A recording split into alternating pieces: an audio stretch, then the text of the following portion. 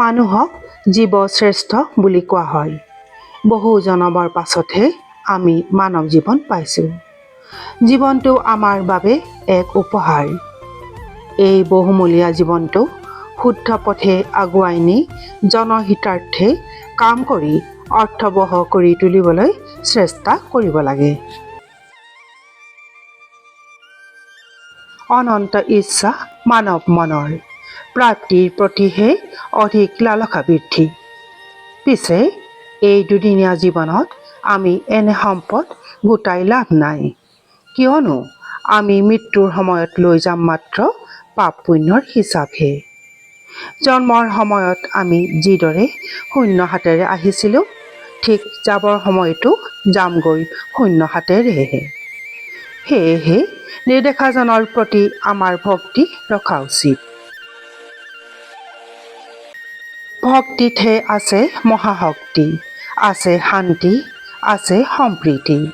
ভক্তি মাৰ্গে আমাক সুস্থ আৰু যোগাত্মক চিন্তাৰ অধিকাৰী হৈ আগুৱাই যাবলৈ উৎসাহিত কৰে। ভগৱত গীতাত ভগৱানৰ চিন্তাত কেনেকৈ আমাৰ মন আৰু বুদ্ধিক নিমগ্ন কৰি ৰাখিব পাৰি সেই বিষয়ে উপদেশ দিছে। প্ৰকৃততে আমি আমাৰ দেহেৰে কাম নকৰোঁ, মন আৰু বুদ্ধিৰেহে কৰোঁ। গতিকে যদি আমাৰ মন আৰু বুদ্ধি অনবৰতে ভগৱানৰ চিন্তাত নিমগ্ন হৈ থাকে, তেতিয়া স্বভাৱতে ইন্দ্ৰিয়বিলাকো ভগৱন্তৰ সেৱাতে তেওঁৰ বাবে ব্যস্ত হৈ থাকিব। ভগৱান শ্ৰীকৃষ্ণই অৰ্জুনক কৈছে যে সকলো ক্ষেত্ৰতে পৰম ভক্তিভাৱেৰে ভগৱানৰ ওচৰত সম্পূৰ্ণৰূপে নিজকে সমৰ্পিত কৰাটোৱেই আটাইতকৈ প্ৰয়োজনীয় কথা। শ্ৰীকৃষ্ণই কৈছে, হে অৰ্জুন, তুমি সদায়েই মোৰ কৃষ্ণৰূপৰ কথা চিন্তা কৰি থকা উচিত আৰু একে সময়তে তুমি তোমাৰ বাবে নিৰ্দিষ্ট কৰ্তব্য কৰি থকা উচিত।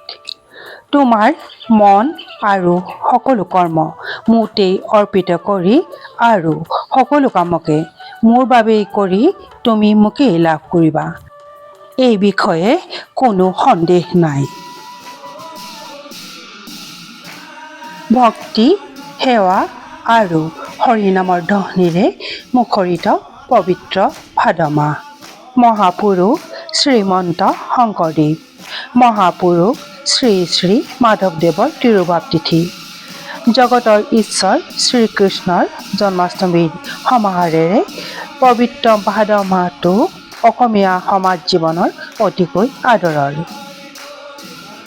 শাস্ত্ৰত কৈছে, কলি যুগত নামেই শ্ৰেষ্ঠ।